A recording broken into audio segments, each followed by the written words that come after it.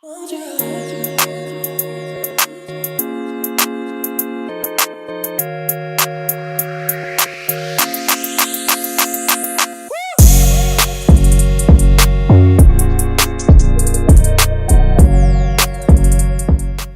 going on, people? Big up yourselves. Good morning. Happy Friday. Good. Welcome to United View. Welcome to the morning view. So much to talk about. Smash up the like button. Subscribe to the channel if you are new. Let us know where you are as well. Let us know where you're watching from. I love when that happens, when we get to see how many of you are watching from all around the world, different corners of the globe. Are you on your way to work?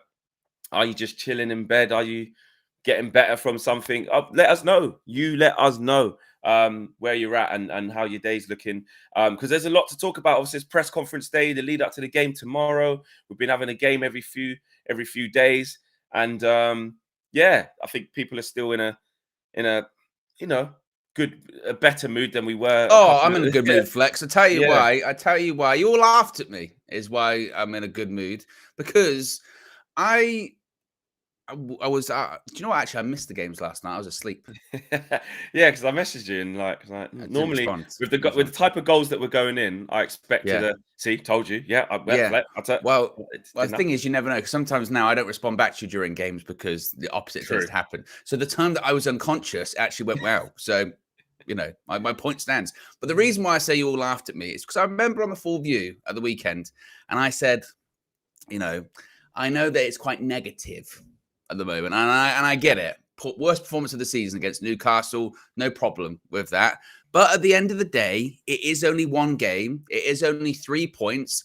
And I said it in Matchday Reloaded yesterday as well. Football's a strange game. Football's a funny game, isn't it? And when you look at the fixtures and you said, wow, Newcastle going away to Everton, Spurs playing against West Ham. Yes, it's at home, but West Ham are playing very well at the moment. And for all of this talk about Manchester United being in crisis and Manchester United being their manager, being a couple of games away from being sacked, we're ahead of the team that battered us last weekend by a point, and we're level on points with the team that won the league in October, which is pretty impressive stuff, isn't it? So it's a funny game. Football is a funny game. It's a strange game. And like I've said time and time again, that is going to be Man United this season. Next week, we'll have another crisis, because we'll probably go out the Champions League and we might lose against Liverpool, most likely. And then it'll be again, this guy, what's he doing? Bold fraud. He's got to go. We're not going in the right direction. Then we'll pick up another couple of wins. And so actually, it's not too bad all again. And I just feel like this isn't me papering over the cracks, but it's a little bit like maybe it's not terrible. Maybe we should give ourselves a little bit of credit, perhaps. Am I wrong, Flex? Am I wrong for that? You're not wrong. You're not wrong. And I think the key word there is a little bit of credit. I think as long as it's a little bit of credit and not too much credit, and like going into this blind sort of vortex of positivity and everything's fine. Because like all the things that we, little things, like it's true, like little things like the McTominay situation, like we have to be careful how we, push that. Like it's great he's doing it, because right now nobody else is. Do you know what I mean? Like, and it shows good mentality from him, and it shows that Eric Ten Hag sort of said in these absentees and stuff, it's not about your build-up play. It's not about this. Just make runs into the box, because you're effective at doing that, to be honest. And that's helping us. But going forward, that should not mean that we think, actually, see, we've just found the right space for McTominay. We need to, that's cool. Like, as a squad player, that's what a squad player is for. Like, when all the main guys aren't there, can you come in and play a role? That's what he's doing. That's what he's done. So, he won us the game against Brentford from the bench. Started a couple of games since then. And in normal midfield, as that part of the build-up, positional awareness, breaking up play, even being physical. It's not like he's running around, like, winning the ball back off everyone. You're like, he's just so powerful in there. He's at his most intense when he's going towards the goal and arriving in the box. So we have to not get the lines blurred about what we're seeing, because it's helping us. But you're right, in isolation in these moments, it is, because literally after we lost to Newcastle, it feels like the world's over. And we said, obviously, they're 2 points ahead of us. And the very next game, they get smashed 3-0 at a place we won 3-0 at. Exactly. And which proves what a tough away game that is. Anthony Gordon Derby, he couldn't hit a barn door and he got free and offed past the pad. Do you know what I mean?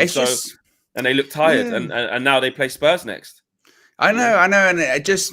Well, I think my point Bournemouth. is, in the same way that, because when I say this, people go, "Oh, you're being too reactionary." And if anything, I want to push back a little bit and go, actually, I think sort of the negativity maybe is a little bit too reactionary as well. In the same way that, like, because it's a difficult way to articulate it, how I feel about it, but like, sometimes people will say to you, "Oh, so you're saying everything's good this season?" No, absolutely not. Like, it's not. It's not. And they go, "So you're saying the performances are really good?" No, but I think it's fair to say there has been, because people have said to me too, "There's no improvement." I go, "Wait a minute, actually. I mean, if you want to look at the recent form in the Prem, it's still now again 4 wins out of 5. If you want to look at the game against Luton, we won 1-0. Should have won that game by like 3. We had chances to win that game by 3. Didn't take them. Then we played. Who was the next game against? Was that the Everton game? The Everton game, 3-0, biggest away win of the ever under Eric Ten Hag. Could have been a bit of a different game, but 3-0. Take that. Next game was Galatasaray, and scored 3 goals. So had it not been for Andre Annan, let's be honest, we would have won that game. Good away performance again. That's followed up by like worst performance of the season against Newcastle. Yep, terrible. Understand that. But that's then followed up by arguably the best performance of the season at Old Trafford by Manchester United. So there has been improvement in that respect. And I think maybe it's just a case of we are getting dogged down and it's not perfect and it is worrying and there are cracks that are being papered over. And I'm not naive enough to say that. But I think in the same way that we shouldn't get too, reactionary when we win games, we also shouldn't get too reactionary when we're putting in, we're losing a game. Because in terms of the Prem recently, I haven't actually been losing that many. No, it's just, it's just the manner. It's because we're very aware. Again, like I said, for me, I know it's like the most cliche term in football, but I'm just doing every game as it comes, because what we know is, to be fair, against Chelsea, did I expect that type of response and us to play that well? Probably not. Probably not. I knew we could win. Like you said, it's still Chelsea. We could always win. I predicted we'd win 2-1. I never once said we ain't going to beat them. We're too rubbish because they're too good. I predicted we'd win. Just the amount of chances we made and like how refreshing it was to not see Rashford in there because there was a bit of a reaction. Just little things I probably didn't expect to see. But I'm not saying it was perfect because Chelsea are crap. But, will we beat Bournemouth? I think we probably will. It might be like the Luton game because they're doing well at the moment and they're in really good form. We're not just going to smash them 3-0. I don't think, so that'll be tough. And then we're gonna. I personally think I don't think we'll beat Bayern. I know, this is my worry, Flex. You say that, and Liverpool, we won't. This is what I've noticed too. Like you said, so I don't think we'll beat them 3-0. Even if we did beat them 3-0, I've noticed that it's still not enough. You know what I mean? Like, for instance, when we beat Chelsea and we beat them 2-1, the response you get from a lot of people was still, but the game's coming up. Game's coming up, we're going to lose and all that kind of stuff. You go, but that's going to be our season. Like, we ain't going to win the league this season. We're not going to go through every single game, win every game. And then you could say, expectations, standards in the mud and all that kind of stuff. That's been United for a decade.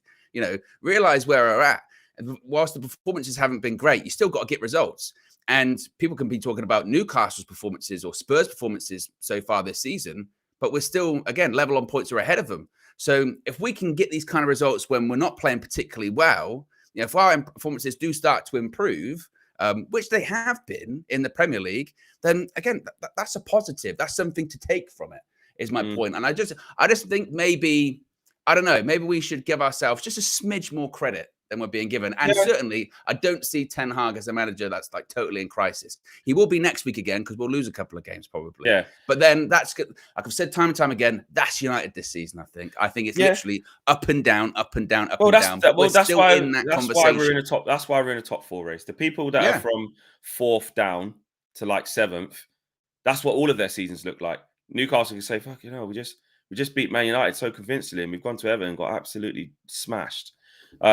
We just beat Arsenal, they could say, or I was after that. But, we went to Bournemouth and got smashed, in a period where we just lost again to Dortmund. And it's like, why? Come on, like, let's pick it up again. Then they beat Man United away. Then they beat Man United home. Then they beat Arsenal home.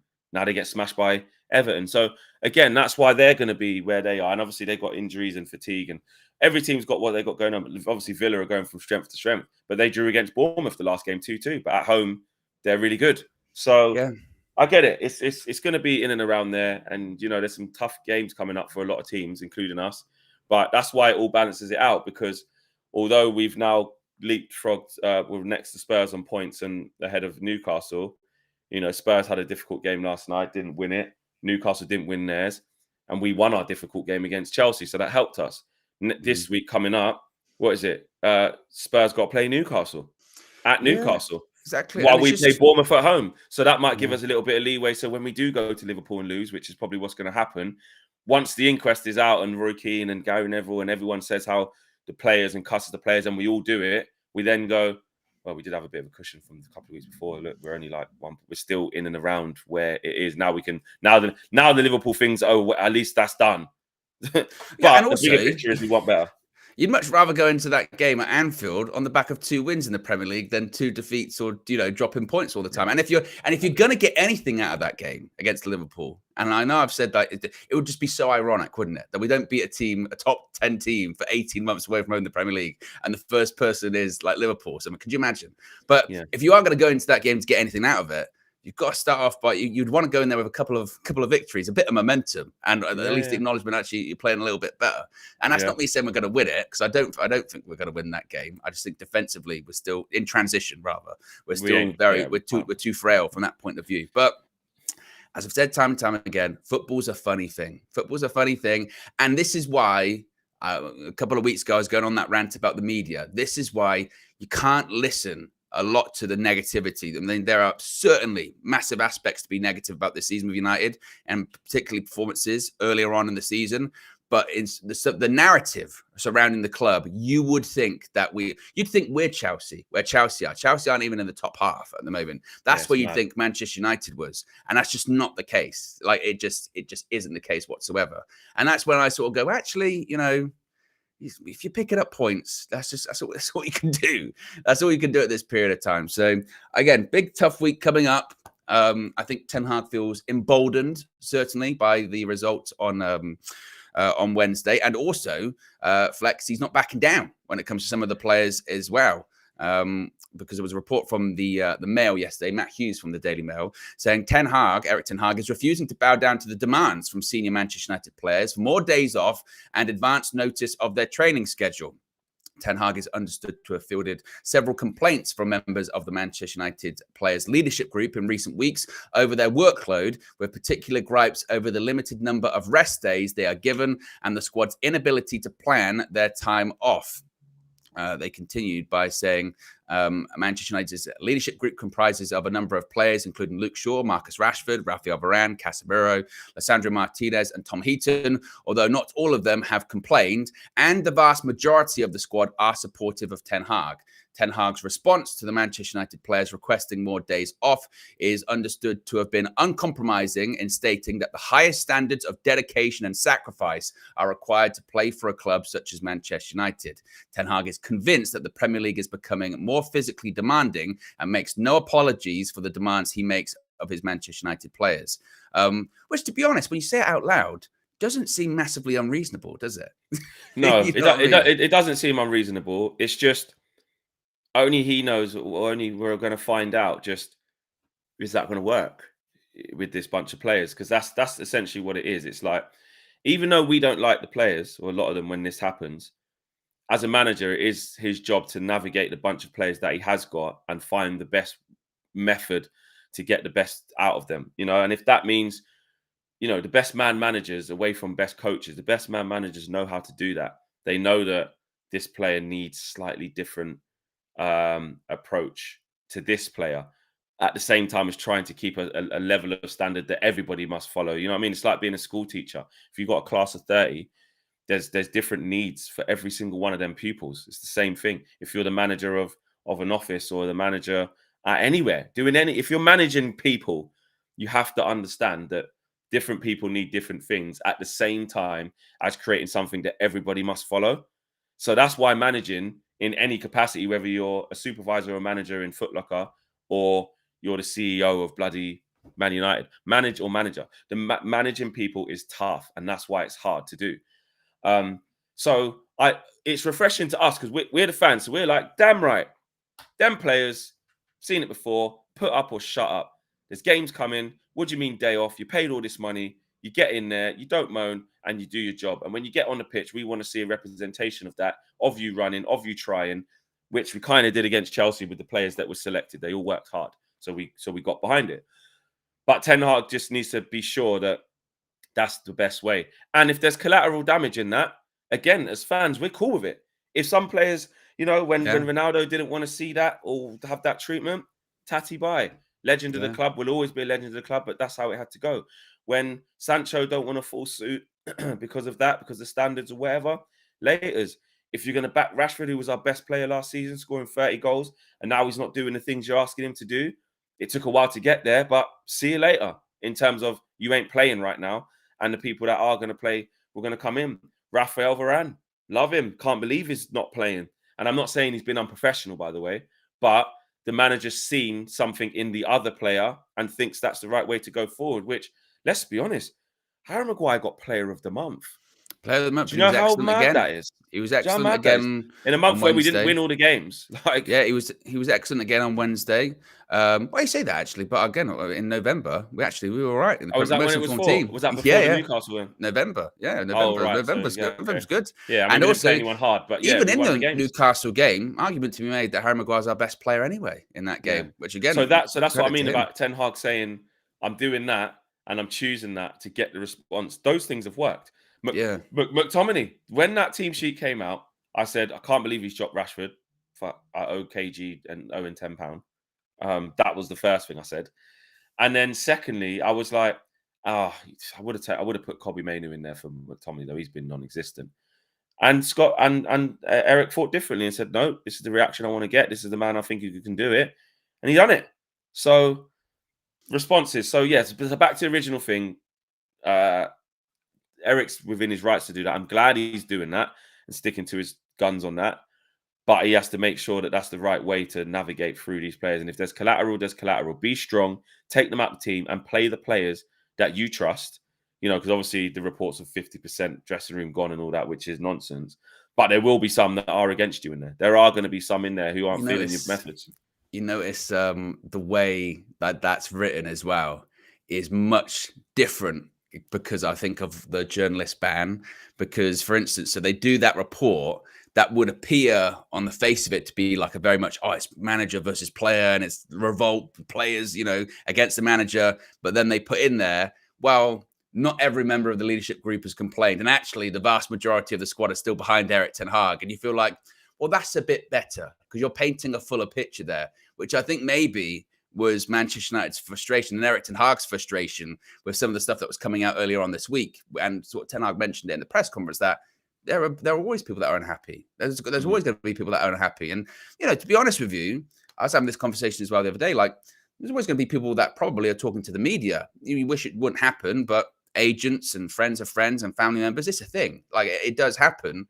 But it also is important from a journalist point of view to at least feature all of the facts, if not the majority, and paint the fullest picture you possibly can. And maybe that's what Manchester United were frustrated by, in addition to being like, because if you'd have sent us this article beforehand, we could have pushed back and go, I don't know about that. I think that's bullshit. Or blah, blah, blah. So I think it's interesting that report comes out. Ten Hag's refusing to back down, blah, blah, blah. And you would read it initially go, wait, I tell you what, here we go again, start up again. And then they actually feature in, well, actually, not all of the leadership groups are complained. Well, and actually, the majority of the squad is still behind the manager. And yeah, there are a couple of people unhappy, but there was always going to be people unhappy, and they're probably going to leave anyway because that's how football works. So that's, I think, quite interesting as well. And I think Ten Hag will once again be emboldened by what he's done, because he'll say, actually, you didn't run at Newcastle. I stuck to my guns and you ran against Chelsea. Now, interestingly, Scott McTominay did say after the game at Chelsea, well, as the manager, he gave us some lighter workloads. So I don't know. I don't know if that's a little bit of that's a little bit of a message. Yeah. But hey, whatever we did between Saturday and Newcastle, Wednesday, it worked. Do it again. Yeah. Do it again. Yeah. And that's going to be the interesting part of this. And I think Cam put in the group that it was Luke Shaw liking a post of a tweet that said that Ten Hag can't change the team after that for Bournemouth. And then I don't know how real that was. Well, it was a like tweet, and then very quickly Luke Shaw came out and said, "Well, I didn't mean to like that, obviously." Oh, did he?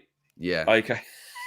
He said clearly it's not intentional. Might have been one of those scrolling on the timelines. Yeah, he's on the that he's not does on the happen. following tab. He's on the For You tab, and you're scrolling through. You know, it does happen. It does happen, but it does show you, like, you know, they're on their phone scrolling through, looking just like all of us. They were all there, and this is why when we get just players not happy or thing on social media, this and even when somebody like us was saying, you know, players, agents or fathers have reached out to me, and they are watching. They are watching. Social media is present. Is present in this online world. People are watching every little bit of it, especially the players. Aaron Maguire, thanks for the super chat. Don't know if you're related to Harry Maguire, if you're in the Maguire family, or your last name's just Maguire, or if you've just made it up. Don't know, but big up to you. Can you imagine Ten Hag gets out the other side? Some of the biggest decisions since Fergie stamped his authority and got rid of player power. Believe. Well, and that is the thing. Can you imagine if, because we don't know yet, if he gets out the other side of this and makes us successful, and we look back on this year in particular, because of the type of year it's been so far, and say, remember when he went through them big decisions and he come out better for it? Who knows? Who knows if that happens? But yeah, that would be massive, because these are the biggest decisions, since Fergie's left. You know, ownership changing hands, or sporting control changing hands, things changing up above, big players leaving.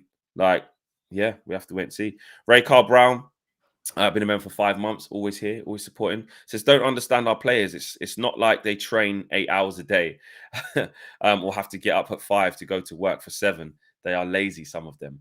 And that's what people are talking about, the mentality and the situation of the players. Like, they have to stay at it. Like, what is this? Like, you want more time off? Like, why? You know what I mean? We're at 1,200 people watching and counting. That is going up by the second, by the minute. 170 likes, 169, 170 likes. So, guys, let's try and get to that 300 mark. You can do it. You can do it. Do it for the Chelsea win. Do it for believing we're going to beat Bournemouth. Just do it to support the channel because you like us. Do you know what I'm saying? If you can, that would be much appreciated. INEOS. Yes. So INEOS. There was, do we have to? Yeah, we'll very quickly. We'll just give an update. We won't even really give opinions. We'll just move on very quickly, just to keep you abreast of the situation. Yeah. So first of all, Mike Keegan reported yesterday that, you know, that announcement that was coming next week. It's not coming next week.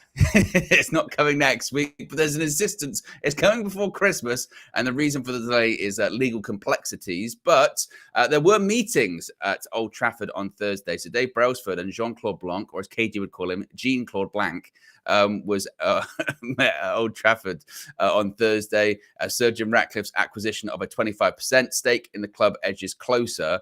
It is expected that this will be confirmed probably just before, well, they said they're staying now before Christmas. And what's that? A couple of weeks away, Flex, I think, Christmas, right? A couple of weeks away. So, yeah, they're saying that it's going to be confirmed before Christmas. It was just a case of a delay delays because of legal issues. But most likely, once again, if this thing gets announced before Christmas, it means that with the regulatory checks that have to happen, all that kind of stuff, 6 to 8 weeks, they haven't been in place by January in terms of being able to get people in and affect the January transfer window and all that kind of stuff. That's just kind of out of the window, seemingly, at this point. There was a hope that they were going to announce it before the Bayern Munich game on Tuesday and have a big sort of fanfare and song about that, but no, it's not the case. So it's expected before Christmas, but there were meetings yesterday, so that's kind of the latest when it comes to all of that. Any thoughts on that, or at this point you're just like, whatever? Yeah, just I'm not to just shut it down and that, but I am just like, whatever. Like, it's going to happen, and we just got to wait, innit? We do want it to just hurry up and happen, though. Like, just hurry up and make the change. We're at peace with the change now. There's no talk of Qatar and Sheikh Jassim, and, you know, don't get me wrong, through certain bits of Sir Jim Ratcliffe's reign, we're going to think, gosh, what if we just had a new stadium by now? Or, you know, there are going to be things like that, but the decision's been made. It's done, and the Glazers are still playing games. The Glazers are still, you know, trying to do what they do. I saw David Ornstein sort of tweet that, you know, the people he speaks to on a consistent basis, it's more that the Glazers are taking their time, you know, crossing the T's, dotting the I's. It's something of the magnitude of this takes the time. and there's an understanding that all will get done. And I don't think anything's ever moved from that. I don't think the reason why it's taking so long is because it might not happen. So there's a sniff it could be, or back into a will they, won't they? It's happening. It is. I do think it is because it's been so complex, and the Glazers have longed it out. There's probably things that could have been done way before if the Glazers would have got their act together and decided what they actually wanted to do, but they didn't. And now the point that they have, that process has started. So it makes sense. Like we said, didn't we? The last time we spoke about this, when it was outlets saying it's going to be next week or it's the 2 weeks, whatever, it's shifted from who it's going to be to when it's going to be announced. That's the new thing for the media and the speculation to get into. And people are still fighting for that title. There's outlets and journalists that have been following this the whole way through, like Mike Keegan, Ben Jacobs, David Ornstein, Bloomberg, whoever it is, financial people that want to get that scoop to say, exclusive INEOS announcement tomorrow morning. They want to be the first to say that because that's what's moved on. We know who it's going to be now. Just like that guy, who was it who broke that? It was the Sheikh that Jassim's gone. It was Romano. Romano was the first. Was he the first one to say that? I think so. Yeah. Romano got the scoop after all of that. I believe Romano was the first to do. I think, to be honest, I think they, the 9-2 Foundation had probably sent something out to all of the journalists because they all sort of said it very quickly. But I believe Romano was the first for the Sheikh Jassim stuff. But I think, look, and this is the kind of the weird thing as well. Is so, for instance, I think Mark Kleinman from Sky News was the first person to say, like, oh, the INEOS thing, it's definitely going to happen like this next week, whenever he put that out. And I'm sure at the time that was like the thought, that was probably what they were told. Yeah, next week. And then it gets pushed back. One thing I will say, though, after going through all of this, after sitting through a year of all of this, I would rather they take their time and get it right. As long as they get, if you're saying to me, oh, it's going to take an extra month or 2 months, but they're actually they're nailing down the roadmap to actually get the Glazers out of the club, I'll go, take as long as you want then. With that. You've got to get it right. You only get to do this bit once. Exactly. So if that's what it takes, forget. I've always said forget the January transfer window, because I think that's still going to be run by the people that are here. Ten Hag said it in an interview with Andy Mitten the other day. You making any sign-ins in January? No, not really. But we might sell some players. Some players might. It'll be the same. I think it'll be the same Varane or January Sancho window. Loans or something. Yeah, well, I think it'll be the same January window as it was last year, which is some very sort of mediocre loan signings if we need to. And even Ornstein is saying this morning, like, there's nothing concrete yet in relation to Rafael Varane potentially leaving. So, because just look at like the Harry Maguire situation. Let's face it, Harry Maguire could get injured or he could drop off in form. Varane could come in and he could play to the end of the season. Because that's what Eric Ten Hag's shown that of a couple of players. That's what happened to Maguire. So I don't expect much in January anyway. I think all of this, the rest of the season for INEOS, whenever this announcement comes, if it does come before Christmas or in January, I think the rest of the season is just going to be about getting executives into place and getting CEOs and sporting directors and what have you into position, figuring out what this new structure looks like, and then in the summer they kind of go from there, which isn't what fans want to hear, because you want to hear immediacy, don't you? You want to hear something straight away right now, but there's no immediacy in a process that's taken over a year, is there? So I suppose as long as there's that roadmap, I'm in, no problem. Yeah, no, I agree. Just get the roadmap done, get it finished, get it completed, and let us move on. Aaron Maguire says, I also have a massive head, but no relation to Maguire. Big up yourself, Aaron. Just admit he's got a massive head. But no, I'm not related. This is quite an interesting one, Flex, as well. K7 says, Owen is wrong. How can a transfer expert be given takeover news LOL? Which is strange considering it actually was Romano. You broke the story. Yeah, I'll be honest, I was in Jamaica, so I don't know. I just remember it all going off on Twitter. I don't remember the first one to have that story.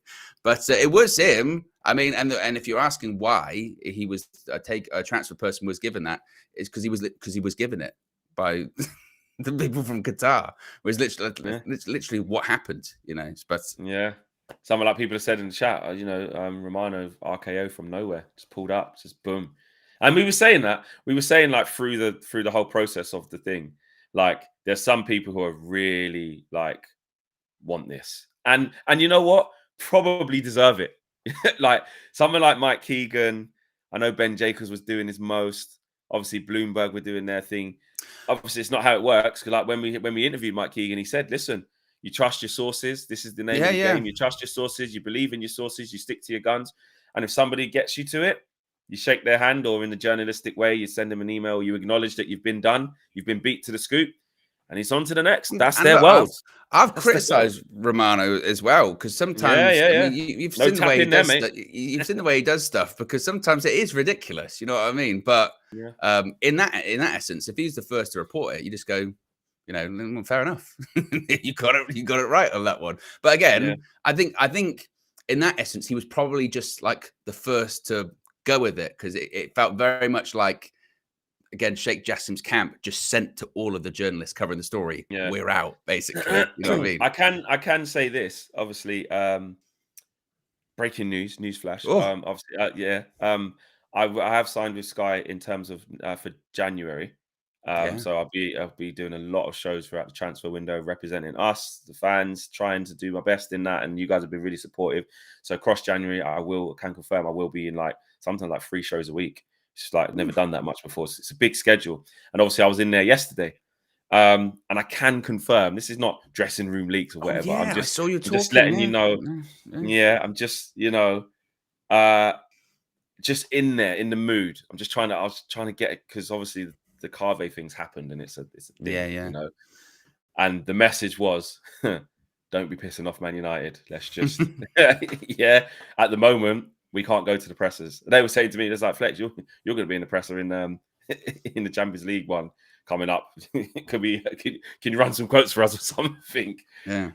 So there's definitely, you know, the Carve thing is real. Like the club was not happy, and as it stands, Sky aren't allowed in there. I mean, I don't represent Sky, so when I was gonna bring that up, actually, because of course press conference today, 2:00, I'll be live.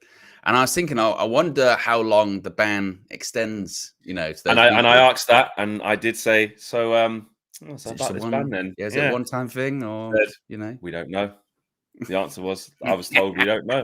And again, I think it's very important for me to say, because some people, I think when they think the chips are down, they think I've been compromised. You know, the mainstream media have got into me, and you do it for the press pass, Flex. You just do it for the press pass. Everybody who watches this channel has been seeing the things that I've been saying, and it's not, again, it's with how I conduct myself. It's never a personal attack on a person. I keep it to football at all times. I've always been like that, and I always will be like that. And I think that's the best way to be. But I think you guys can see with what I've been saying recently, not just on this platform, whether it's DR Sports, whether it's 5. I was fuming the other day on 5. Like, I went in because I just, that's just how I was. Anton was probably trying to wind me up, to be fair, and it worked. But I weren't having it. I'll say it as it is. So, no, and look what I've said about Eric, about his signings, and he hasn't helped himself. And now he's done something in the first time in a long time in terms of helping himself, which is he had to get Rashford out of there.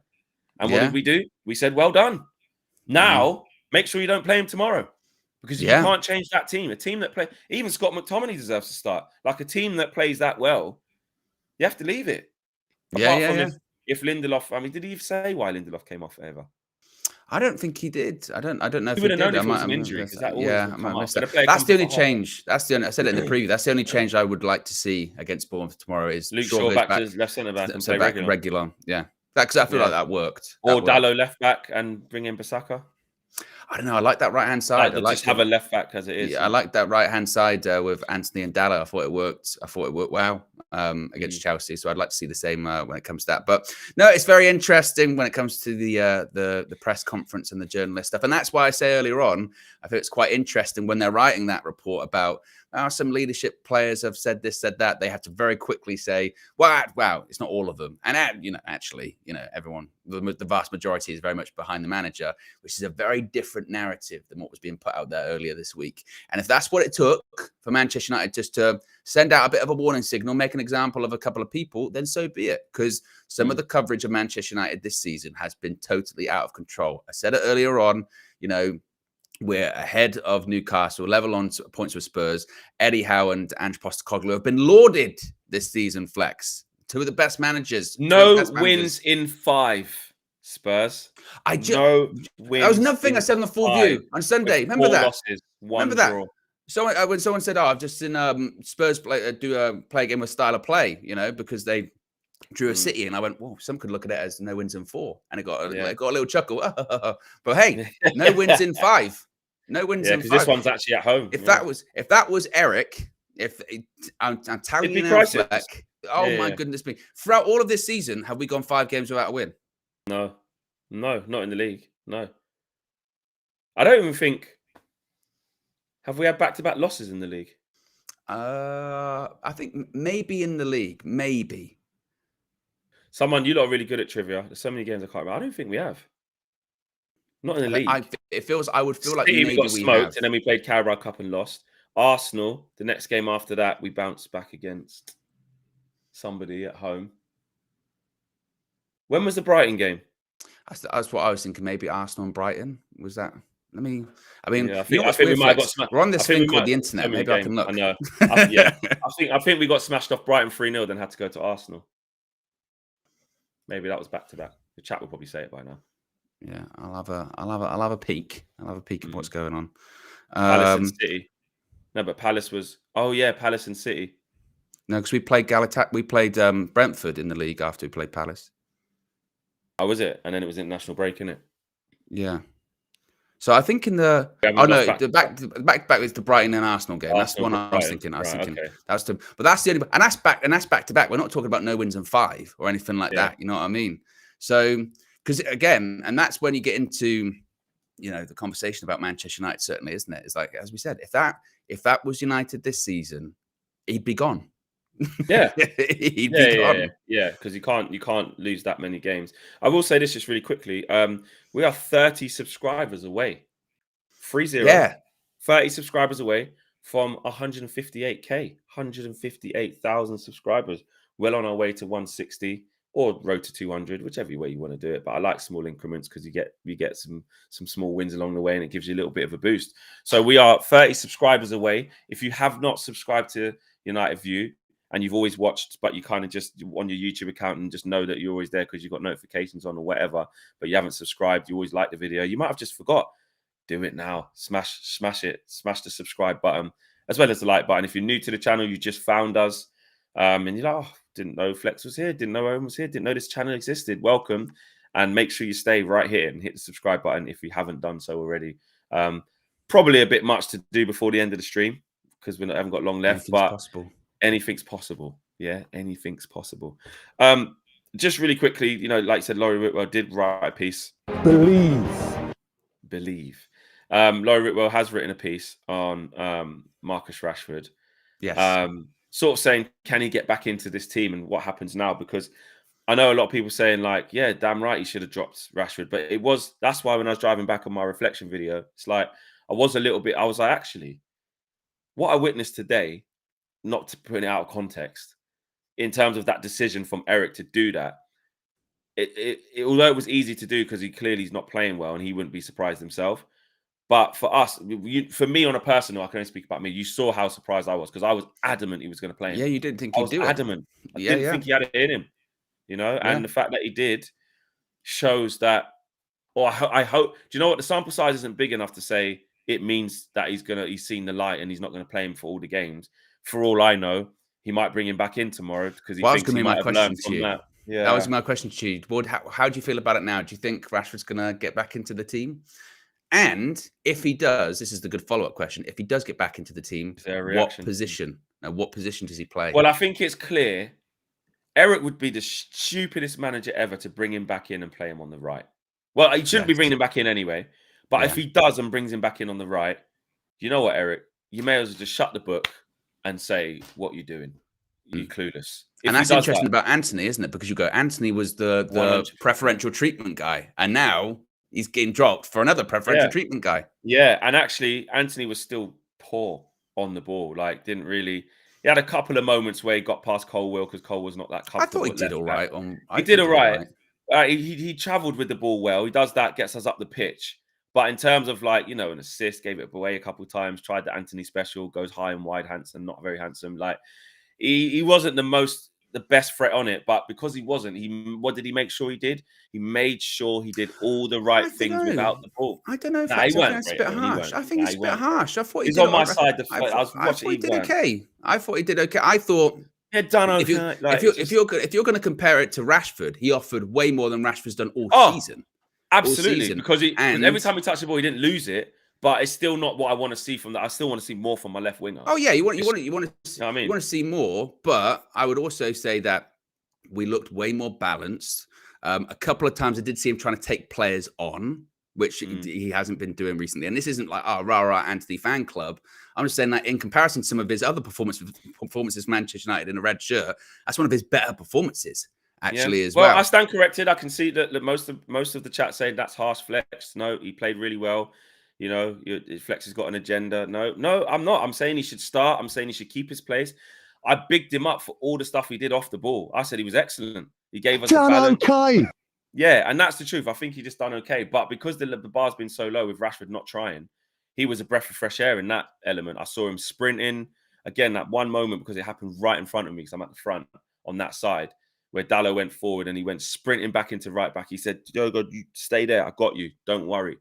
Like, Rashi's not doing that. So I give him massive respect. And he should be starting the next game. Absolutely should be starting. That's my point. So, okay, fair enough. Maybe I'll ease back on saying, like, maybe I'm downplaying that he played a little bit better than I'm saying. I'll take that. And you've got to start somewhere. You've got to start somewhere. And you've got to start somewhere. I respect that. And that's why I'm saying, give him his games.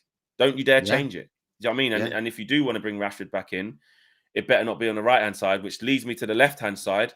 If you do want to bring Rashford back in, it can't be on the left either, because that kid in Garnacho is having a say in all the games.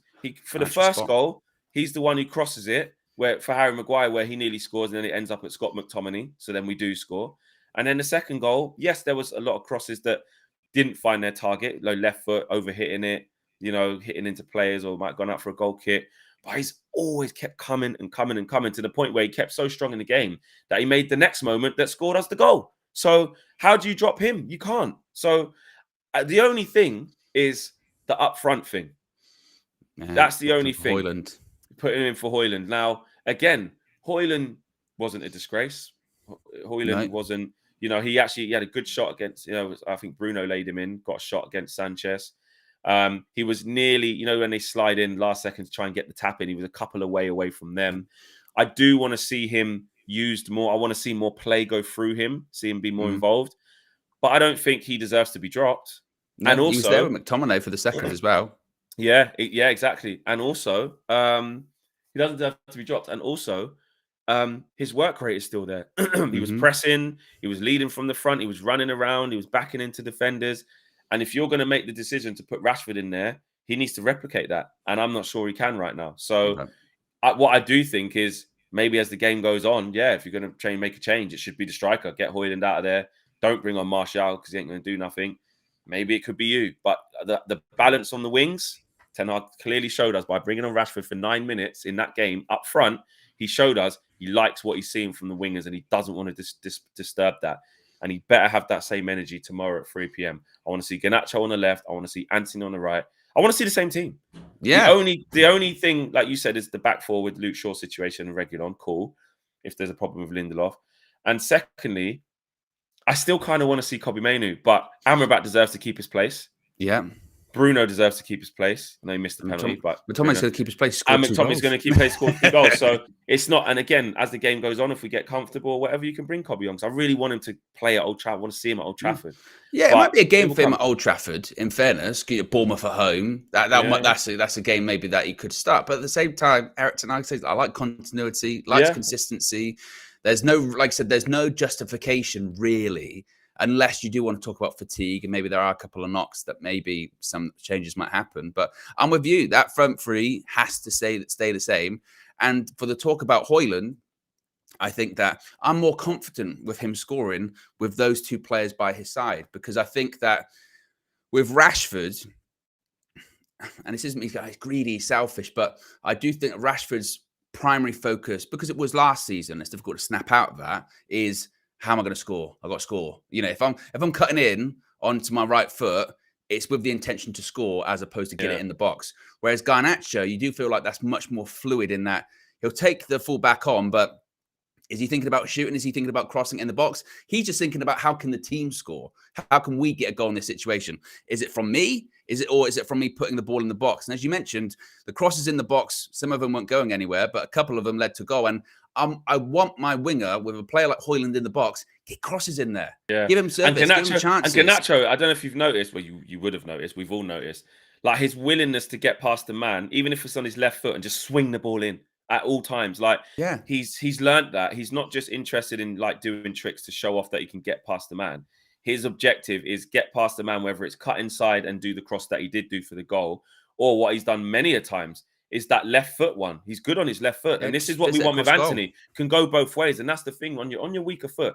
It doesn't have to be James Ward-Prowse on your weaker foot. Put it on a sixpence. You know what I mean? It don't need to be that. It just needs to be get past the man and put the ball to the danger area. Stand it up, drive it across the box, swing it in at mid. You know what I mean? Get the ball in the box and give the attackers or the other winger on the other side or someone like Scott McTominay making a third man run. Give the players in the box or Harry Maguire if he's found himself up there like he has done a couple of times. Harry Maguire nearly scored that. That got blocked. That was going in. Stepped forward a couple of times, didn't he? Mad. I don't know what he was doing. That wasn't like a corner or anything. He just thought now's the right time to go. Do you know what that is though? That's a confident player.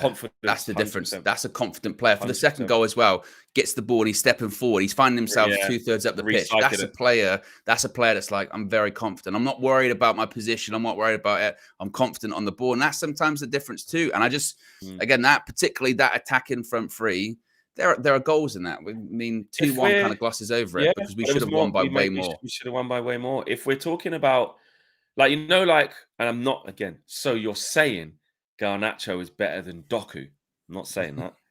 But how we speak about Doku being a refreshing direct throwback winger, direct, get past the man, cross it, give it a little bit of a chicory, keep going, bit of a handful. And Doku is more of a handful than Garnacho. He's further ahead than him. You know what I mean? I get that. But Garnacho is actually what I'm seeing now in this period, because I wasn't sure first. You have to wait and see. I think we're seeing the next stage of his development. I think we are. I think we're seeing that he can be a constant threat. And his intention is to get past his man and provide. Other times, he can do that cut in and do the curler, you know what I mean, to the far corner. He has tried that a couple of times. But he's probably better, like you said, when he's instinctively finishing, like the Galatasaray one, take one foot, smash your left foot through it. Obviously, Everton, there's no need to say anything about that. He tried it. He tried it again. Yeah, he did try it. And Old Trafford on the half volley started singing his name. You know, and again, it's about confidence. And even though it went completely wide, and he's probably never going to score that goal again in his whole career. Like, it shows the mode he's in. And when someone's in a hot streak, you play them. You play them, man. And in the same way we say that Rashford's predictable, cuts inside, goes into blind alleys. I think you don't really know what Garnacho is going to do, but that's a good thing. That's a good thing. Right. Can cut in, can go around the out. Correa didn't want to see him in that first half. Absolutely. And we need that. Yeah, we do. Aaron Maguire says, expectations dictate opinions of managers. Yeah, and players, to be fair. And JD Carmelo says, I want Harry to stay at the club. I don't know. I mean, KG brought this up the other day, and look, I'll tell you what, we'll park that for the full view on Sunday. If KG's there, I think that's a big topic of conversation, because he said that a couple of weeks ago, got a strong reaction. We'll see what happens on Saturday first. Yeah, interesting. Talk about flex. Talk about Bruno. Quite a few people said about Bruno's suspension. Just really quickly, they've asked me what I think. Like, do I think he can not get basically a yellow card? Do you? I mean, look. You don't want to say if Bruno doesn't play at Anfield, could we be better? Like, what would that look like? Obviously how we played last time and what happened at Anfield was nothing short of disgusting. As the captain at that point of what happened on that day. And obviously the media said he should never be captain again. And I did defend him straight after that. Even in the 7-0, I was like, that's not the case. But we couldn't defend some of his actions that day. They were terrible. But he didn't request to get substituted. No, and he didn't. And that was exactly. To the question, can he avoid a yellow? I don't know, because it's Bruno, isn't it? It's Bruno. He moans when, things don't go right. Look at these refs in this league as well. They've taken the emotion completely out of the game. When Garnacho just banged the ball down, didn't throw it away, just a bit of frustration. I got the ball, man. Like, you just you just get a yellow for that. It's taking it out. So Bruno's too emotive for me to say he'll be all right. He knows that Liverpool's coming. He's going to make sure he doesn't do anything to get a yellow card. I can't promise you that. I think he probably will get a yellow card. I mean, it reminds me of the Casemiro one last year, doesn't it? We're going to play Arsenal at the Emirates. Yeah. We went in that Palace game, and everyone was like, "Just please." And I think it was Bruno who gave it away and made Casemiro have to run back. Played all the way through the game, and he got booked in was it the 80th minute? And everyone was. I remember being in the studio, smashing the desk, and be like, why? Yeah. Tomorrow, put it this way: if we're 1-0 up, because we were at the time 1-0 up in the 80th minute, Bruno Fernandes should not be on the pitch at all. And it becomes a point where the players will do what you have to do in the moment, which they should. You should never play with the next game. You have to play the game. You can't look ahead. You can't look back. You need to be in the present moment. And if flipping Dominic Solanke or bloody Taverniers bloody on the flipping counter attack and they're clean through, or you got to make a bit of a cynical foul to give us a bit of pressure, he's going to make the foul. It's whether we get into positions where that's a thing, So to answer the question, if I was a betting man, I'd probably bet on him getting a yellow. To be honest with you, I would. But then you lost your last bet, Flex, so anything's possible.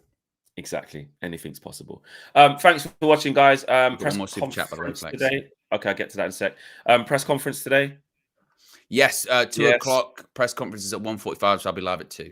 There you go. I am filming a United View UV therapy with the man, AV. Avellino's coming in. He wants to have a chat. He's back to messaging me. We're going to win the league. He said Garnacho's going to carry us to the... Honestly. I thought he was a measured guy, No. I thought he was a measured guy. But then I've heard some of the messages that he's been sending you. I don't know. Yeah, I'm going to talk to him about Imagine that was your therapist. Imagine that was like, the UV therapist. Imagine that was your therapist. You're in the meetings, you're in the chairs. He's been like, it's about belief, and it's about your existence, and it's about your philosophy. And you're going, this guy's a deep thinker. And then next thing you know, you get messages from him, we're going to win the league, and every you go, win the league. Yeah, I know. He just does this. So I'm actually really interested to see. Yeah, I'm really interested to see how this one's going to go. Actually, what he's going to say and how he's feeling. So yes, that will be this evening, 6 p.m. But I'm going to go down there and record that for you guys later on. And anything else in between? Late night as well with the pressers reactions to see what's going on. So it's all here, and then obviously tomorrow is match day. So guys, smash a like in the video. We did get super chat. Obey says Anthony needs to practice with his right foot, literally like we was just saying with Garnacho.